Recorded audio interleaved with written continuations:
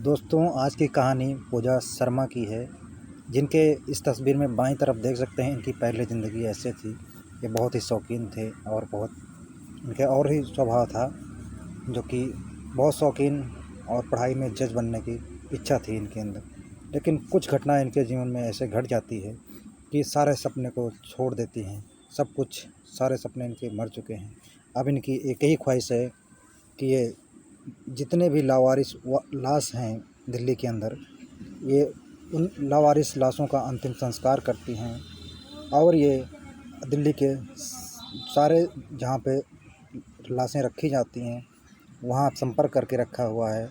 और उनसे जब कोई सूचना मिलती है तो ये अपने वहाँ जाते हैं, वहाँ से उन लावारिस लाशों को लाती हैं और उनका अंतिम संस्कार करती हैं। उनको उनके धर्म के हिसाब से उनको अंतिम विदाई करती हैं और उनको अपना नाम देती हैं।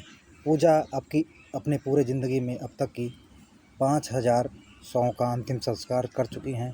पिछले 2 सालों से पूजा इन्हीं सेवा में अपना पूरा जीवन दे रही हैं। और चलिए अब जानते हैं पूजा शर्मा के पूरी कहानी। सपना तो था जज बनने का। माँ की मौत के बाद पढ़ाई लिखाई छोड़ जॉब करने लगी। एनजीओ एचआईवी काउंसलिंग का काम करती थी। 2022 की घटना के बाद इसे छोड़ सेवा करने लगी। शायद सेवा की बदौलत ही 2.5 महीने बाद पापा को कोमा से रिकवर कर पाई। अब वो पूरी तरह से स्वस्थ हैं। पापा दिल्ली मेट्रो में और दादी दोनों अपनी आमदनी का एक हिस्सा मुझे इस काम के लिए देते हैं। मैंने तो अपना पूरा जीवन इन्हीं कार्यों के लिए सौंप दिया है। नमस्कार दोस्तों, मैं अरविंद आपका अपने क्राइम लॉर्ड चैनल पर स्वागत करता हूं। दोस्तों, अगर आप लोग चैनल पर नए हैं तो चैनल को सब्सक्राइब और वीडियो को लाइक करना मत भूलना।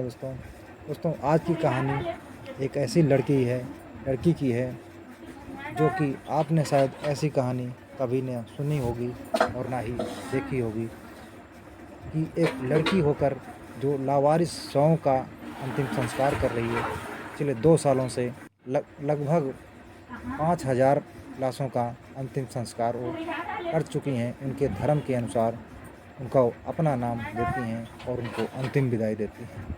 इन कार्यों के लिए पूजा का पूरा जीवन, कहती हैं इन्हीं कार्यों के लिए ये पूरा जीवन इन्हीं कार्यों के लिए सौंप दिया है। आखिर एक लड़की का सपना जो जज बनने का होता है, आखिर वो क्यों इतना मजबूर हो गई कि आज उसको सारे सपने अपने चकनाचूर हो गए उसके, और सब कुछ मिट्टी में मिल गया। अब वो इन्हीं कामों के लिए पूरा जीवन समर्पित कर दिया है। तो पूजा शर्मा, जिनकी उम्र 30 साल है, ये इनके माँ की मौत होती है 2019 में। ब्रेन की नस फट जाती है तो उनकी माँ की मौत हो जाती है। पूरा हंसता खेलता परिवार बिखर जाता है। इस सदमे को थोड़ा उबर ही रही थी। 2022 का वक्त आता है। 13 मार्च का दिन होता है। इनके घर के बाहर इनका भाई बैठा होता है 2-3 दोस्तों के साथ में। दोस्तों में आपसी कहासुनी होती है और उसी कुछ पूजा देख ही रही थी। झगड़े बढ़ता ही जा रहा था, लेकिन पूजा कुछ समझ पाती इससे पहले उनके आँखों के सामने बदमाशों ने उनके भाई को गोली मार दी। पूजा भागी भागी उसको हॉस्पिटल लेकर जाती हैं, जहां डॉक्टर देखते हैं तो उसको मौत घोषित कर देते हैं। पूजा कुछ समझ नहीं पा रही थी, घर पर क्या बताऊं, माँ पहले मर चुकी है, अब भाई भी। 90 साल की दादी पर क्या गुजरेगी, पापा तो जीते जी मर जाएंगे। पड़ोस में घटी घटना थी।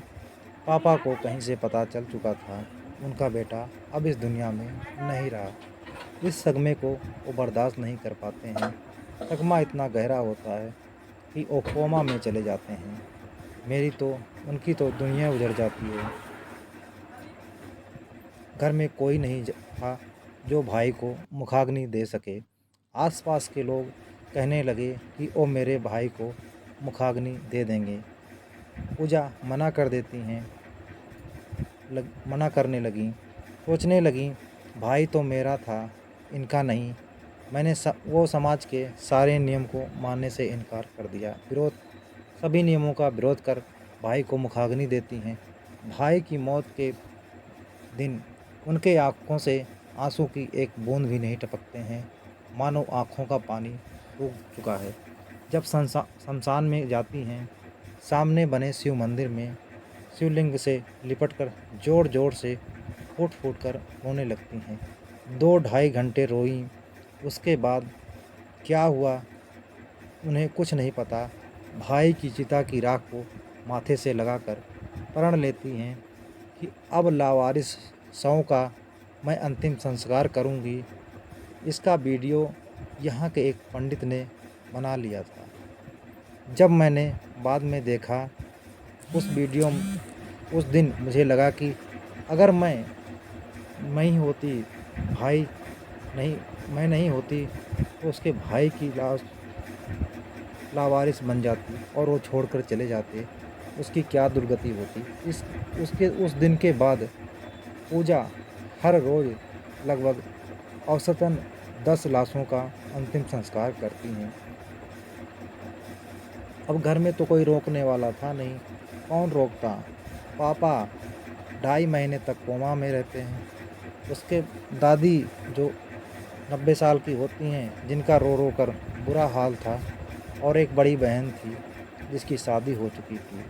जब उनके भाई की मौत हुई उससे पहले उनकी शादी तय हो चुकी थी।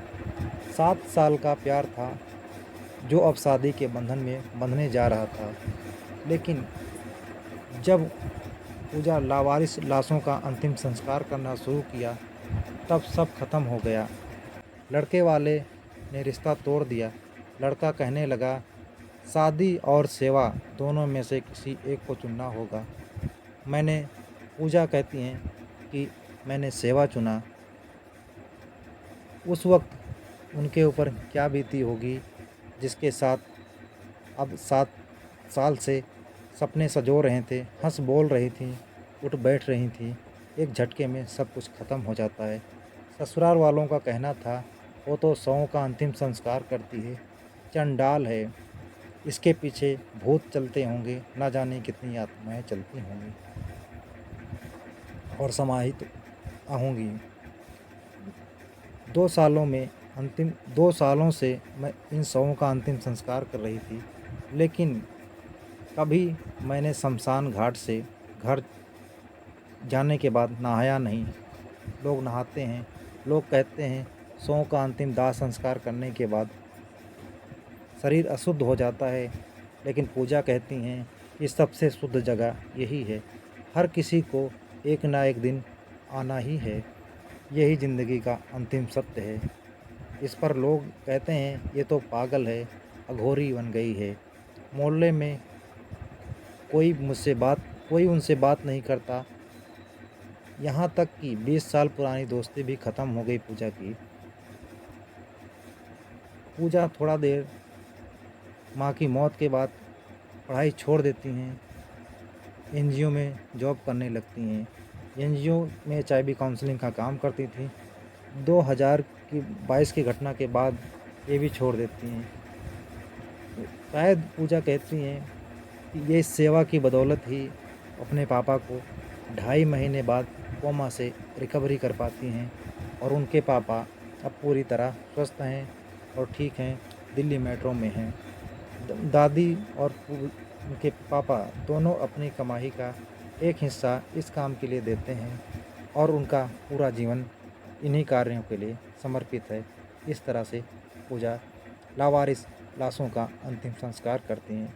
दोस्तों, पूजा का ये काम कैसा लगा और आप लोगों को इस काम के बारे में क्या कहना है? क्या पूजा जो कर रही हैं अच्छा कर रही हैं या नहीं, कमेंट बॉक्स में ज़रूर बताना। दोस्तों, कहानी कैसी लगी? अगर कहानी अच्छी लगी तो वीडियो को लाइक और चैनल को सब्सक्राइब करना मत भूलना। दोस्तों, मिलते हैं और एक किसी सच्ची कहानी के साथ। तब तक के लिए जय हिंद। दोस्तों, और एक रिक्वेस्ट आप लोगों से है, इस वीडियो को ज़्यादा से ज़्यादा शेयर करें ताकि कोई भी लावारिस लाश अगर उनको सूचना मिलेगी तो ये उसके अंतिम संस्कार उसके धर्म के अनुसार करेंगे। तो प्लीज़ इस वीडियो को ज़्यादा से ज़्यादा शेयर करें। मिलते हैं किसी और सच्ची घटना के साथ। तब तक के लिए जय हिंद दोस्तों।